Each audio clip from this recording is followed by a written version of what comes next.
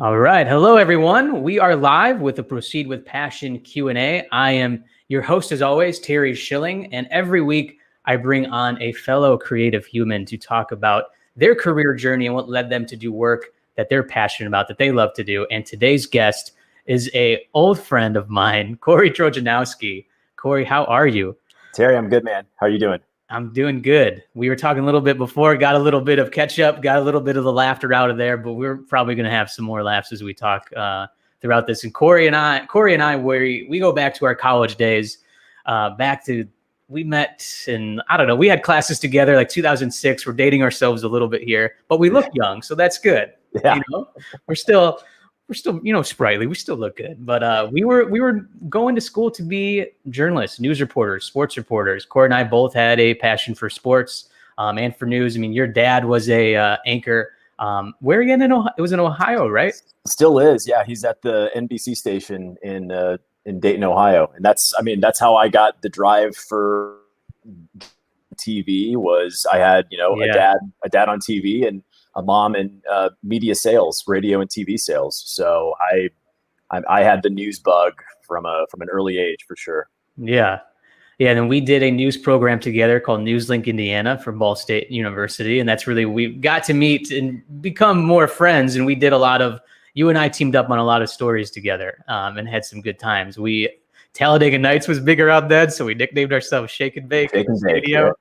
And I know we always loved going to, what was it, like Plymouth, Indiana? And then we ended up doing like Pizza Hut buffets all the time. It was like our treat if we felt good about the day. That's right. Yeah. We each had like our own county surrounding. Yes. So Muncie, Indiana is where Ball State is. So it's like East Central Indiana. And so part of the news, class, the station that we were a part of, everybody had their own county that was their news beat. And I remember I was J County. So shout out Portland and Red Key, Indiana. Portland, that's what it was. Yeah. Yeah, but oh my gosh, we would spend so much time just like driving around rural Indiana covering all the hard hitting news. Oh my gosh, so much random stuff. Like the James Dean Festival one time, like we did a lot of like ribbon cuttings, a lot of basic stuff. You and I did cover a murder story, which was pretty interesting. I don't know how much you remember of that. We won't get too much into it, but again, it just goes into, Corey and I coming back from this news world. And, I wanted to bring you on, Corey, because I feel like we met a lot of people who were in the telecommunications department and they tried to get into like the news thing for a little bit. And you did, but a lot of us pivoted into marketing. So tell me a little bit after college for you, you jumped into a news reporter role in Evansville, right?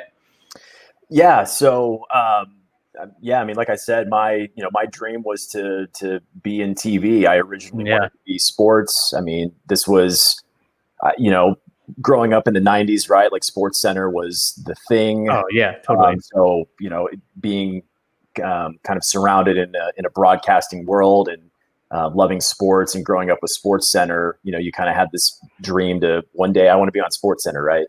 Yeah. Go to Ball State. For TCOM and for studying news. And so I got a bachelor's in TCOM news. And then I got a minor in digital media. So which came in handy down the road for sure. But after graduation, I spent almost 3 years at the ABC affiliate in Evansville, Indiana. And I was a bureau chief reporter, whatever you want to call it. So I wasn't even in the main newsroom. We had a AM FM station in Owensboro, Kentucky that was a media partner. And so my beat, my coverage was essentially Western Kentucky. So I wasn't, so a little bit of kind of like freelance ish kind of situation, right? Where you're kind of on your own. So I had my own newsroom. I was my own photographer, editor, writer. Like I was never even in the studio. So I was always by myself. Oh man. Yeah. The one man band was big then. I remember. One man band, right. Yeah. I remember like a lot of people were looking for that after college. And kudos to you, man. I just remember having a few opportunities for that. And I just couldn't pull the trigger just because none of it was like local for me. It was like traveling to either like Baton Rouge or somewhere like in Colorado. And it was like $23,000 a year. And it's like, they're even telling me, it's like, you're just going to have enough money to live. It's just like, so, I mean, but they're like, this is the business. You have to start somewhere, which I got, but I just didn't pull the trigger. And that was, I mean, that was definitely one of the reasons why I got out of TV. So, you know, I had, you know, a girlfriend at the time. We're now married. She moved up to Indianapolis. If I was going to try and stay in news, to get to Indy from Owensboro, Kentucky, is quite a jump in the media market. So to get there, I probably would have had to make another stop in another kind of smaller, medium-sized city. And so, you know, I just didn't want to do that. I wanted to get out, but I still, like, you know, at the core, like, I liked telling stories. Like, that's really what I liked doing. And so, you know, using kind of that passion that I still had and wanting to, you know, kind of lean on that digital media minor that I had, you know, to me, kind of sashaying into, you know, marketing and communications was kind of an easy transition, really, just because I had, you know, all the writing background. I had some multimedia, I had some video editing. So I was definitely, you know, even though I didn't have the marketing experience, I was still pretty marketable for a lot of those kind of specialist marketing communication roles. And that's what eventually I ended up in, getting out of TV. What was really the moment where you knew that you were going to get out of it and switch and pivot to marketing? I think it was kind of it was a lot of things for sure. I had a lot of fun in TV, right? I mean, it was fun to do that. It was fun to tell stories. I also covered like high school football on like Friday nights in Western Kentucky. That's always fun. So I was on the sideline. That was fun. But I mean, being that band and being kind of on that island, away from the station, away from coworkers, away from basically, I mean, family and friends too, you know, it was just, it was hard. And you know, I mean, you know, if anyone's paying attention to the news right now, I mean, a lot of bad news in general. There's a lot of bad news back then too. And it just kind of wears at you. So yeah, I decided to get out of it. Yeah. And then you went to Equipment Technologies as a marketing coordinator, and then Red Funnels Consulting as a marketing communication specialist. What were some of your duties and roles in those first few marketing jobs? So what was appealing to my background with those first couple of jobs was just, I mean, I was churning out content every day, and I was hitting deadline every day. You know, the 5 o'clock news doesn't change every day, right? So you're going out, you're doing your stories, you're cutting your video, you're writing your scripts. And so I was, you know, I think kind of having that news deadline experience, you know, was appealing to those companies.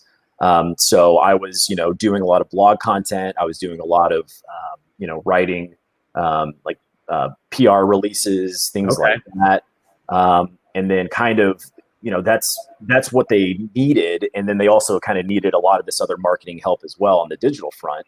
And that's really kind of how I first got my taste into, you know, like websites, you know, social media, a lot of email marketing automation. So, I mean, I just kind of dabbled a little bit here and there, tried to be as much of a sponge as I could be.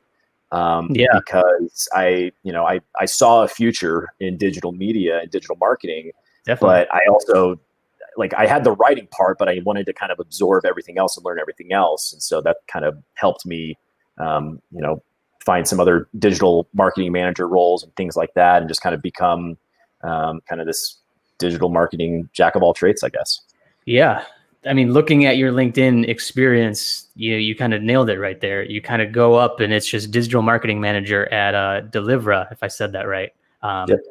And then it leads to your role now at Valve and Meter Performance Marketing. And then you really learn about SEO. And what's really cool is that, you know, when you switch to that marketing side of things in that 2010-11 range, it's like everything was available now. It's like it's coming up. It's like Facebook was getting popular. And a couple years later, everybody's really on Instagram. And then, Twitter was already happening, and you're just learning more ways to tell these stories. How you said it, you had the writing background, and then you learn all these ways to tell stories through the different pieces of content as well. And then you really got into SEO. So what was kind of the shift there for you? So when I got out of TV and started, writing a lot of blog content for those companies, the mentality back then was to just write as much as possible.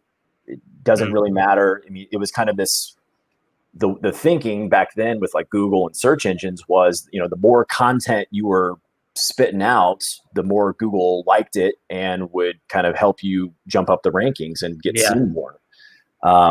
Today we now know that that's the last thing, you should be doing. But that was a lot of it.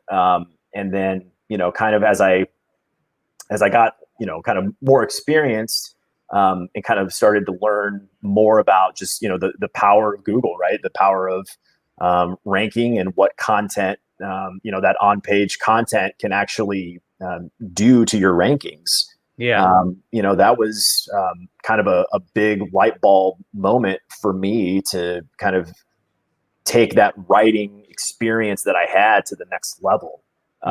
And to say, how can I start to use these words? We know, like, content is, pivotal for any business.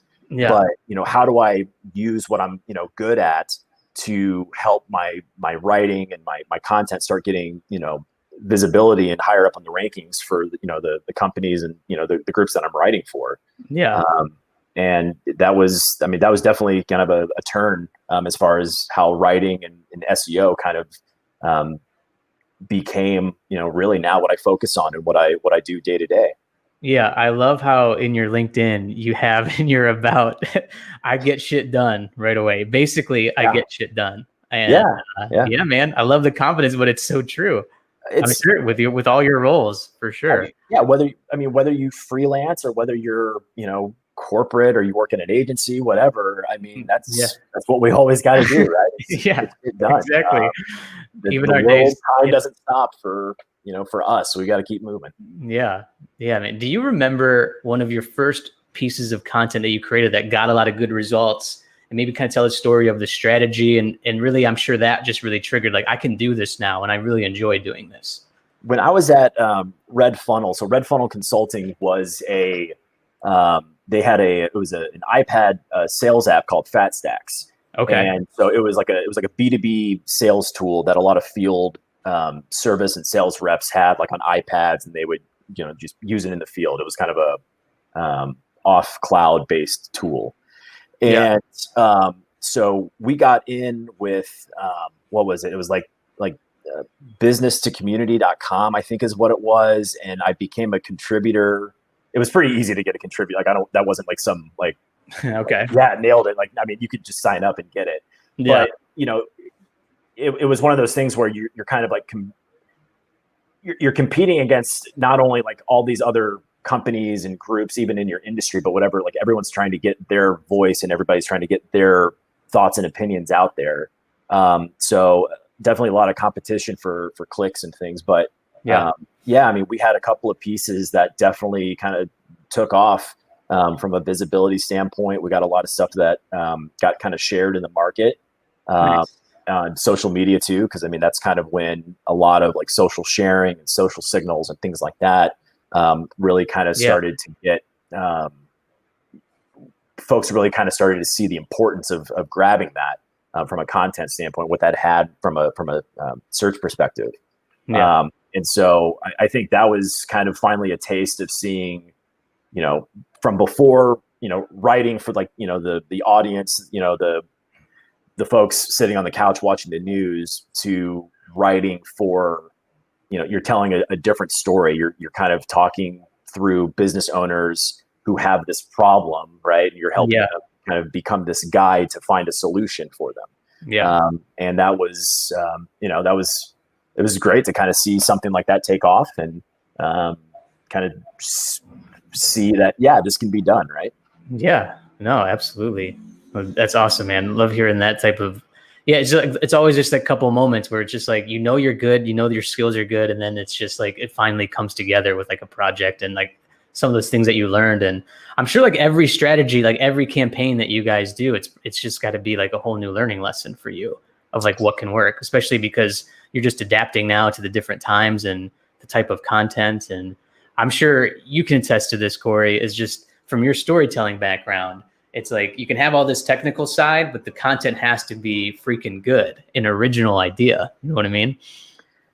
Yeah, and I think for the audience out there that is in freelance world, and they're kind of surviving and thriving, kind of project by project, or kind of client by client.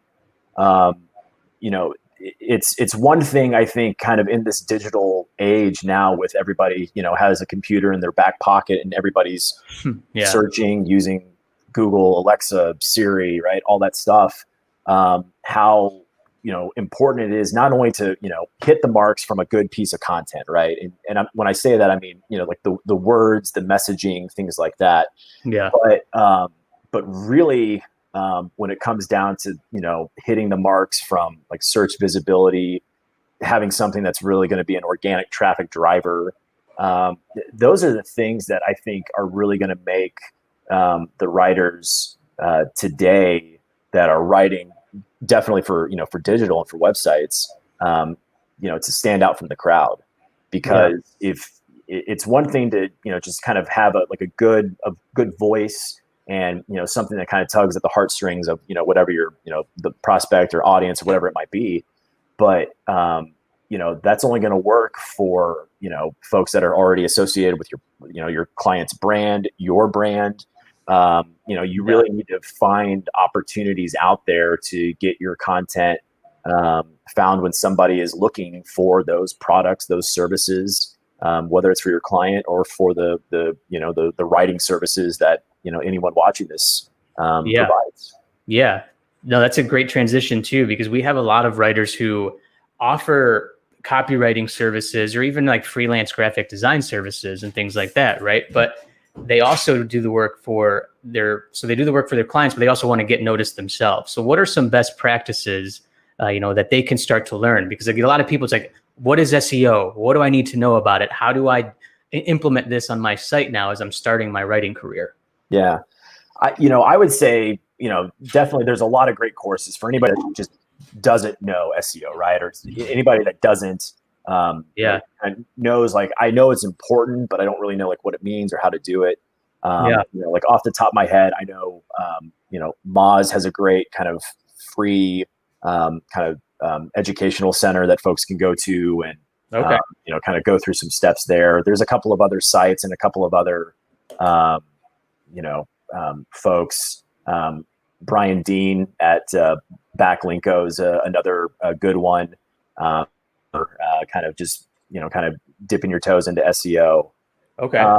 But I think for the freelancer to try and get seen, right, and to try and get that visibility when somebody's searching for, I need a writer, I need a proofer, I need that graphic artist.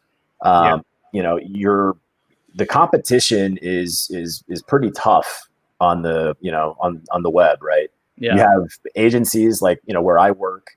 You have a lot of these kind of aggregator sites like UpCity and some of these other sites where people can kind of promote and get on these lists for like best copywriters in Indianapolis or things like that.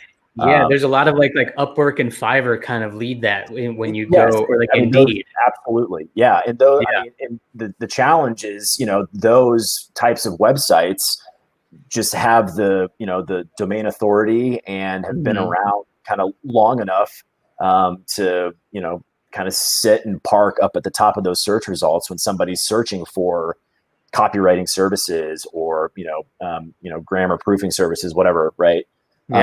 So I think, if I'm a freelancer and I have a website and I want to be able to be seen on search, I think you need to know your audience and you need to know your industries that you're kind of really honing in on. And if you know those things, then you can easily kind of figure out kind of a core grouping of, like, so if I'm putting my like web SEO hat on here, I'm thinking on my freelance website, I need to have pages that are optimized for all the services that I offer, all the industries that I work for, and kind of combining those phrases on specific pages to try and get those to rank up, with the competition. Those are going to be the ways to get yourself seen in search, where for those that kind of, just they have a brand that's maybe, their name or some other kind of brand name that they, come up with themselves. Yeah. You're not going to have the clout on Google to compete against some of these, big websites. Yeah. So the more kind of targeted and focused you can be on those services, those industries, those offerings that you provide, having pages optimized for that is, that is the clearest path to getting as many shots on goal for your business on search. Yeah. What do you recommend with location? Like, should you put like in like the meta tags or anything like that? Like if you're in Indianapolis, if you're in Chicago as well? Yeah, location is incredibly important too. I know a lot of agencies that maybe are, they have SEO copywriting services, right? But just because my office is in, Cincinnati, that doesn't necessarily mean that I'm only going to take work from the Cincinnati market, right? I could, if I know that, some, markets that I want to get into are maybe, some other Midwest markets like, Detroit, Chicago, Indianapolis, Pittsburgh, whatever, having like SEO copywriting services in city, like fill in the blank, like that makes a difference, because when people are searching, these, kind of this old hat kind of trick, right, was including near me on pages. People search that. I mean, how often are you saying like, get out your phone and say, restaurant near me or oil change near me? Yeah. People also like in B2B are saying like, how do I, where are the copywriters near me? And so people tried to kind of spam stuff, a lot of their content and pages with that near me stuff, and Google sniffed that out. And now that doesn't really matter as much, if at all. But including those locations, I mean, that's an easy way to get visibility on any of those search queries that somebody might be entering in to get into to find whatever kind of service that is for that particular market. Yeah. No, awesome advice too, just like with the personal website of like really owning in on who your audience is, the industry, and the services that you provide, and optimizing those pages. And obviously one way to even further that is to write blog articles about that. So like if you're like really focusing on like about stories for clients, you can start searching for keywords, like what are the best things that I can do? What are the best content articles I could write? But then go through that kind of process for me, Corey. What's your best advice for like keyword researching and then finding those type of like topics that you could potentially rank for? I think one of the easiest things that a lot of folks, businesses, freelancers, whoever, kind of forget is just, snoop out and see what your competitors are doing. What are the things that they're writing about? What are the things that the other, freelancers that you see on Google that are showing up higher than you? What's the content they're writing about? I think that's the easiest. I mean, in SEO, the SERP, right? When the search result page, that is a zero sum game. It's like, sports analogy, right? It's like the BCS rankings. You can only be, 1, 2, 3, 4, 5. There's 10 positions, 10 organic positions on page 1 of Google. If your competitors are, 1, 2, and 3, and you're floating middle of the pack, the only way you're going to go up is you got to write something better and optimize something better, dump them up in the rankings. If not, the competition down below you, I mean, they're gunning for you. They want that position. They want that real estate on page 1 of Google. So if somebody's doing better than you right now, see what they're doing. I mean, see see what they have that's ranking, and then see how you can figure out to make it better. And, constantly, add new content, tweak new things, because the way that the Google algorithms, work, and the levers that they pull to try and figure out, what's more important or not more important. The only way to really kind of, gauge, keep testing, keep making little tweaks, keep adding another paragraph, another sentence here or there, sprinkle in some, an additional keyword phrase here and there, and you just kind of track and, see what happens. Watch. Yeah. Now, what would you say to people, like they write an article and that, like, they have their own blog, and that's going to be tougher to rank for when it's your own blog starting out. But what about like guest posting and taking that article and maybe putting it on, like, even if you, for example, let's say you got on like Forbes, or let's say you got on like Moz or Social Media Examiner, and they like posted your thing. Like, do you have any experience and advice in that aspect? Yeah, I mean, I would say, those are great sites, definitely, to, get content posted and to get a backlink, to your website. Yeah. And backlinks are, a huge ranking factor for any website. Those are definitely, for sure, as far as like trying to get, onto those particular sites. But I mean, guest posting does have its benefit, not only from, kind of expanding your reach, right? And kind of you get major recognition potentially. Yeah. I mean, there's the benefit there. But, getting that backlink and kind of helping build that portfolio of links to your website definitely helps. I think, I think that becomes another part of like figuring out like where the competition is, where are they writing, where are they posting? That's definitely an easy way to, a lot of these folks, a lot of these sites, they're constantly looking for contributors. There's nothing wrong with, throwing your name in the hat there too, and trying to contribute where your competition's also posting as well. Yeah. No, awesome. So let's switch to the writing for the client side. So if my client comes and like we want to rank for a certain,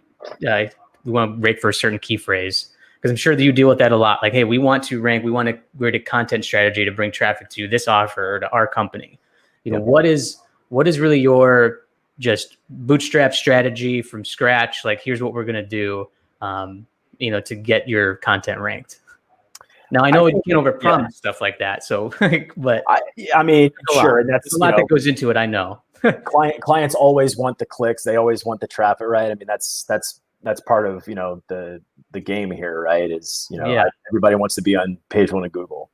I think, one of the things, when you take on a writing project and you're writing for the web and you're having to, kind of have that SEO consideration when you're writing, I think you need to remember kind of whatever that primary keyword phrase is. So, so like for writing for like, B2B, you have, let me take a step back here. So like in keyword world, you have kind of like two buckets, two worlds of keyword phrases. You have transactional, and then you have informational. So the transactional ones are going to be those product pages, services, industry pages. That's going to be somebody on the web, potentially a decision maker, somebody with, budget, checkbook, whatever. And they're looking for something on the web. They're looking for a solution. They're looking for something to spend money on to help solve, whatever problem there is that they're dealing with.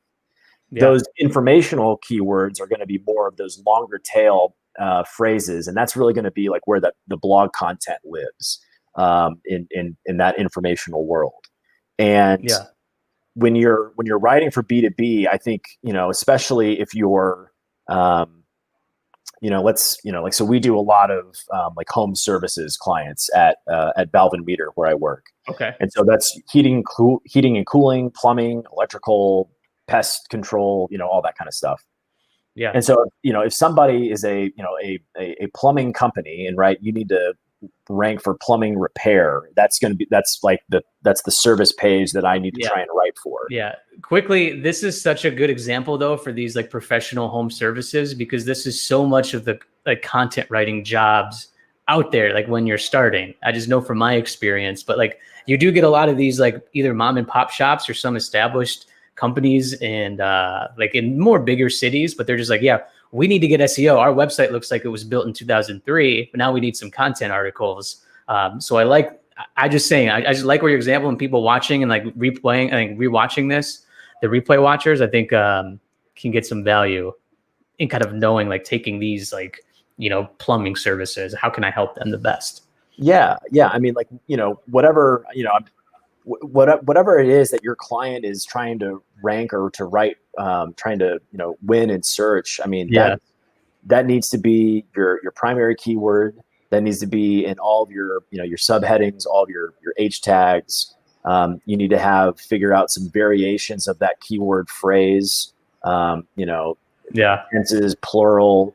You know, how can I incorporate that primary keyword tie it into like other industry keyword phrases, other location keyword phrases, things like that. You have to kind of pepper in a lot of that content to kind of get as many, you know, shots on goal to try and figure out, you know, because whatever you're optimizing that page for isn't necessarily what the searcher might be trying to, you know, enter into their phone when they're searching for you know, the page that you're trying to rank. So you kind of have to hedge your bets a little bit and kind of spread your chips on some other things to make sure that, you know, maybe I'm prioritizing here, but I also don't want to miss out on all these other kind of secondary, tertiary search queries that somebody might be searching in and entering in. You want that page to rank as much as possible and have as much search visibility as possible. Yeah. What tools do you recommend that you use, even for somebody kind of starting out, and maybe even be on the affordable side? Yeah, I don't know the pricing right off the top of my head, but I am a big fan of Surfer SEO. Okay. Surfer. So they're based out of Poland, so don't read into that with, you know, coming from a guy with a Polish last name, right? But so Surfer, you're on the board. I'm not on the board. That's right. I'm going to get a referral link here that everyone's going to click on it. I actually have the extension Surfer SEO, and like you didn't have to sell me on that. I had that well before we set that up. So for those that aren't familiar, right? I mean, so this is you know, let's say like plumbing repair in Baton Rouge. Yeah, that's the keyword phrase that you're trying to win for. So you know, you plug that into Surfer, it spits out. They have their own kind of, you know, algorithm, and they spit out the top 10 pages right on, or the top 10 results on page 1 of Google, and they kind of combine and look for all similar keyword phrases. That all these pages are somehow kind of incorporating into their copy. And it's basically like a Google Doc on steroids, where you see like all of those keywords and kind of, you know, related searches, and people also ask type questions and things like that. And you just, you know, Control C, Control V, your copy into Surfer, and it scores your copy for you. So it tells you, you know, look, you have, you know, this keyword phrase, you know, we recommend that you should use this 7 times. You have it exactly 7 times. Like, okay, that's green. This one you need to, you know, cut back on. You're saying this particular phrase too many times. So try and figure out ways to reduce that. I would say, I mean, for the clients that we serve, that tool alone has given us far more organic traffic than just any like brand new content creation. So like taking existing content that we know already has some sort of an organic pulse, driving some traffic, but we know, I mean, there's more meat on the bone. So we take that copy, we stick it into Surfer, and, you know, it identifies all of these opportunities to the on-page content that we, you know, are missing.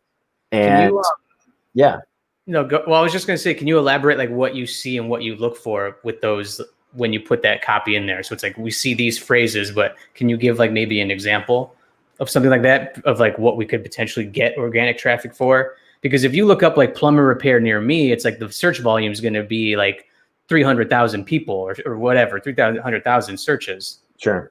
Right. Yeah. So, I mean, you know, obviously, I mean, those particular kind of service pages, right? I mean, those are going to be, there are more competition, right? For, you going back to the home services world, there's going to be more competition for those type of, phrases and companies that are in that realm. If you're doing a writing if you're doing a web copy project for this website in this particular niche that maybe only serves like on the West Coast, then I think, that gives you a more kind of tighter spectrum to really focus and hone in on, and use Surfer to knowing that information. So Surfer, even you can pick particular, they have like in the US, they have like maybe 50 or 60, maybe more specific locations. So you can act as if I'm doing that search from, that area. And so I know based on my geographical location, what that page one result looks like, and what writing I need to try and beat for that particular area, instead of trying to gauge, what content is ranking based on, where Google sees me doing the search from, right? If I'm, if you're writing in Chicago, Terry, but you have a client in Oregon, you can say, I want, this to show up as if I'm searching from Portland. Yeah. And, it gives you kind of a cleaner view of opportunity versus saying, I want to know what it's going to take to get on page one, like across the United States. Got it. Okay. Very cool. Yeah.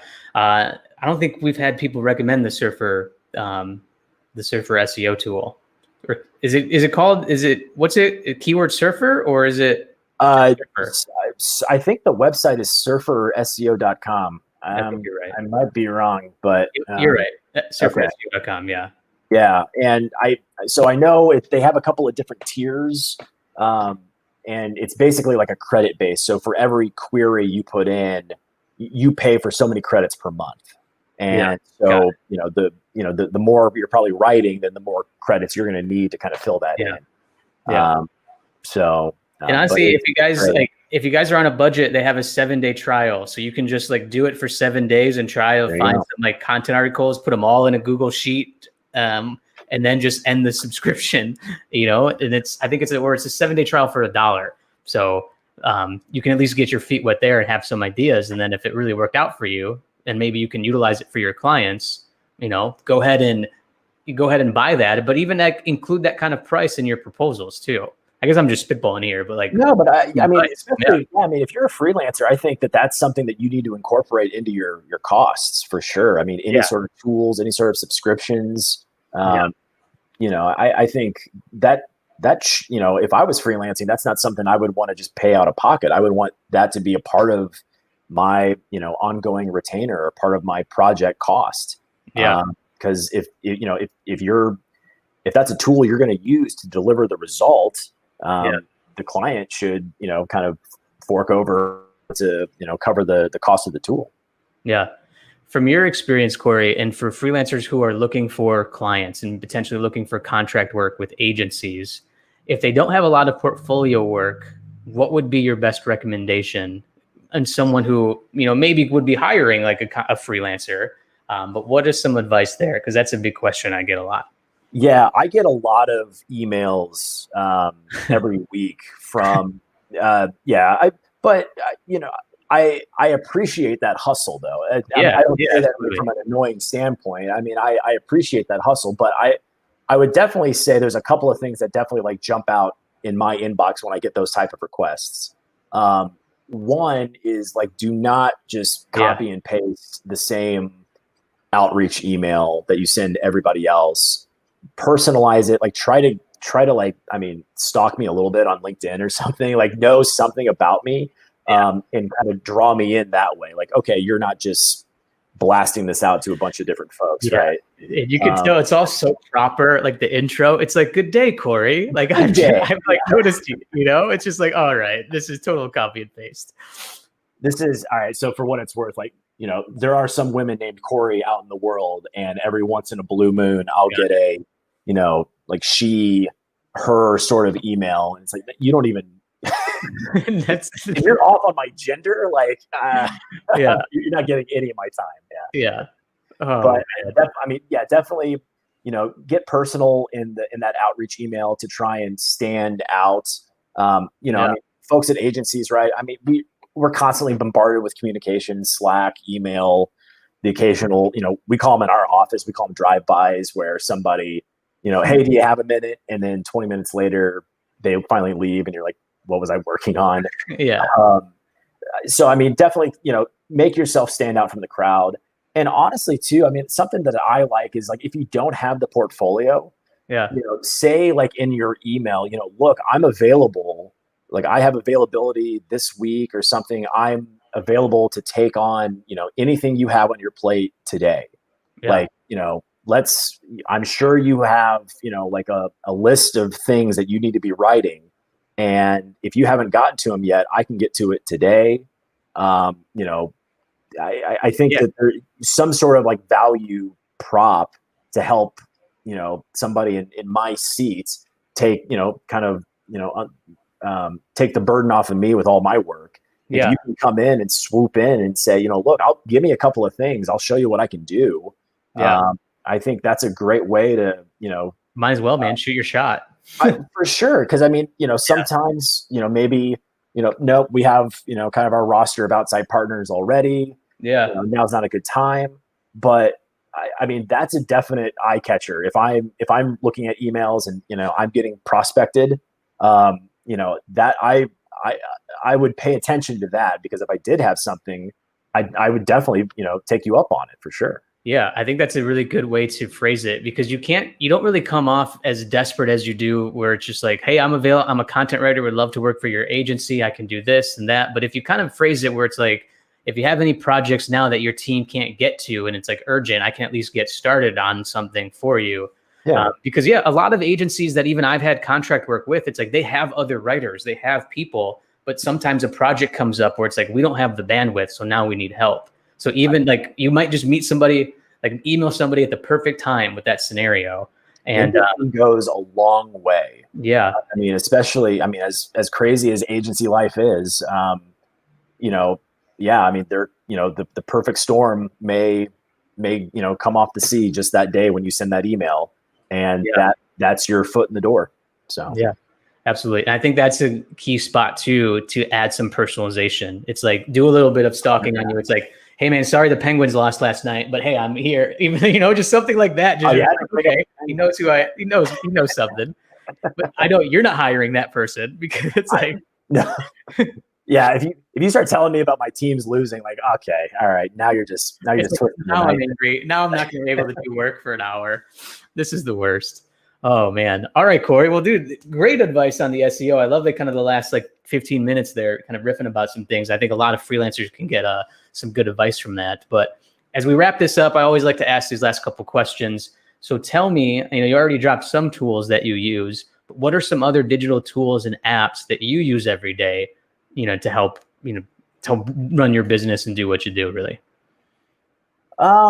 Man, I think, I'm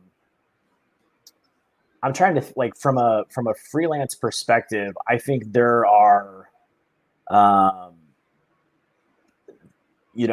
trying to think of something that, kind of help from a digital perspective to kind of help, build up that website that maybe, doesn't get a lot of traffic or things like that. There's a couple of tools, and it's kind of escaping me right now. I'll send it to you when I think of it, actually, and we can. Okay. Yeah, you can post it in the group and everything after this too. Yeah. No worries. I would. I mean, so something like if you're kind of that small business, you're doing this kind of like solo, and you're looking for ways to get in. I think there's a lot of like local like marketing groups and like meetups, and a lot of things are virtual right now, obviously, but there's a lot of different ways to, kind of affordably, kind of sponsor a meetup, or somehow kind of get in to a group to try and like, trying to get your name out there to some new business. And I think especially now, I mean, with so many events and like festivals and things like that going virtual, I think there's an opportunity to maybe kind of at a lower expense, because there's not going to be as much like overhead on some of these travel. Yeah. conferences or whatever, right? I think there's opportunities there if you just kind of dig them out. Yeah. But to get some affordable sponsorship or some affordable, especially for these virtual events too, like a lot of folks are looking for speakers, a lot of folks are looking for like panelists for different things. And if you can come in and say, here's what I have, that's a lot of good visibility that you might not have had otherwise. Yeah. No, great advice. Yeah. Go on Facebook events, Eventbrite, and look up stuff near you and see if there's like a way that you can meet some other marketers or business owners in your area. I mean, I think that's great advice. Mm-hmm. Yeah. All right. Last 2-part question, Corey. Are you more of a burrito or pizza guy? Pizza guy. Okay. Yeah. There is, it's funny. So I have a 4-year-old and a 2-year-old, and the 4-year-old is getting to the point now where he can definitely start reading like words. And so my wife will, like, we got a dry erase board in the kitchen, and so she'll write out like the menu for the week. Yeah. And so he'll, I'm all excited for Friday. It's like, why are you excited for Friday, man? It's pizza night. Like, he's showing it's up on the So you can't go wrong with pizza. Burritos, I mean, I love them, but I'd say I'm a pizza guy. Yeah. Some people say baseball is America's pastime. I say Friday night pizza is America's pastime for sure. Yeah. Yep. Because that's like a staple in my household too, man, for sure. Even growing up. But Corey, I ask you that question because if you had to build a success pizza, what are the 3 key ingredients for that success pizza? So what are the characteristics? So take everything that we talked about today, your time in Evansville, being alone in that office. I remember you showing a picture of me of that, and it did seem kind of like very it was a closet. It was a small closet for sure. Yeah. But take that, and then now you get to work on all these great projects. You're director of digital strategy. So tell me, man, what are those 3 characteristics that guided you to that and build that success pizza? Yeah, I mean, there is, while I haven't necessarily like freelanced myself, my wife freelances. She does PR and writing freelance. And, she, is fortunate enough that she's got, a handful of clients that she does, monthly retainer work for and project work as well too. So, from like thinking of it from like that view, I like grit is something that you absolutely have to have in this business. Yeah. I mean, I think in life in general, I think you just need to, you can't rely on others to kind of, get you to where you need to go in life. Yeah. I think, the whole forge your own path thing is definitely something that, I think, got me into a very, competitive, career that is TV news. Yeah. And then, grit to get me to where I am today from I didn't go to school for marketing. I didn't go to school for, so you got to learn on the fly. You got to become a sponge. So I would say grit. I think there's something like, so the word that comes to mind for me is accountability. Because I think that there's a trust element to, like, no matter what you do, I mean, you need to be a good human, right? But like, the only way that you're going to build trust with like a new client or a new employee or like whatever is you have to show, that you are trustworthy, that you're dependable, that you're meeting expectations, deadlines. I mean, that kind of stuff goes a long way where, if you fall short there, you're going to burn bridges. You're going to rub people off the wrong way. And you're going to have a hard time, with client churn and things like that. If you just keep, if you keep rubbing people the wrong way and you keep trying to scrap for new things, when you keep kind of pushing the ones that you have away by just not being, by losing trust with them. Yeah, dude, 100%. Yeah. Having that accountability factor is huge. Yep. The third, I would just like have fun. Like, life is hard. Like life right now, especially with everything that's going on, is a bit of a dumpster fire. But I don't like. have fun, because I think there are times when, I think all of us, we just kind of get so in the weeds and so burnt out, and so just like feel like the weight of a project or whatever is just something that we cannot shrug off. Just find fun in life, find fun in like whatever it is that you do, because I mean, if you're not having fun, then what are you doing? I think everything that we do, whether it's graphic, whether it's writing, whether it's some other form of content, you got to have fun doing it, or else it's all for naught. Yeah, dude, 100%. I write down like a goal every day is to enjoy what I do. And because sometimes it's just like, it could be tedious. It could be a lot of hard work that day, but it's like, think about like being grateful and just like think about like, you get to do this. You get to work with this company right now and they're trusting you, and like, you can really have some fun with it and like have some creativity to it. It just really helps my mindset, but all perspective. Yeah. Yeah. Love it, man. Well, Corey, that's all we got, man. I appreciate it so much, dude. It's always good to catch up with you. We've always kind of conversated here and there, but that we got to do this kind of face to face. We gotta do this next time at a Pizza Hut buffet. Yeah, we'll have to do that. You know what? Maybe you guys zoom me in on pizza night one night, and I can catch up with Nikki. The iPad up at the head of the table, Terry. Yeah, beautiful. All right, Corey, man. Well, thank you again. Thank you everybody for watching live, and if you guys watch the replay, hope you guys enjoy this one. And reach out with any questions for Corey or I, and especially Corey. I'm sure he'll be happy to answer some in the group for everybody. But Corey, before I let you go, tell everybody where they can find you and anything else that you want to tell the people. So Twitter handle is Trojanowski _.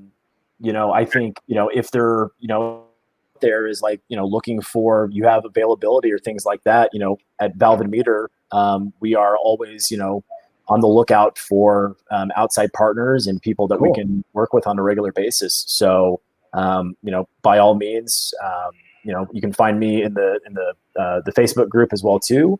Yeah. Send me a message, and I don't know, maybe that perfect storm will hit one day and we can have a conversation. Yeah. Awesome. Well, Corey, again, man, great to see you. Thanks for taking the time today, man. Appreciate it. Absolutely. It was fun. Yeah. All right, everybody. We'll see you on the next episode of Proceed with Passion. Take care.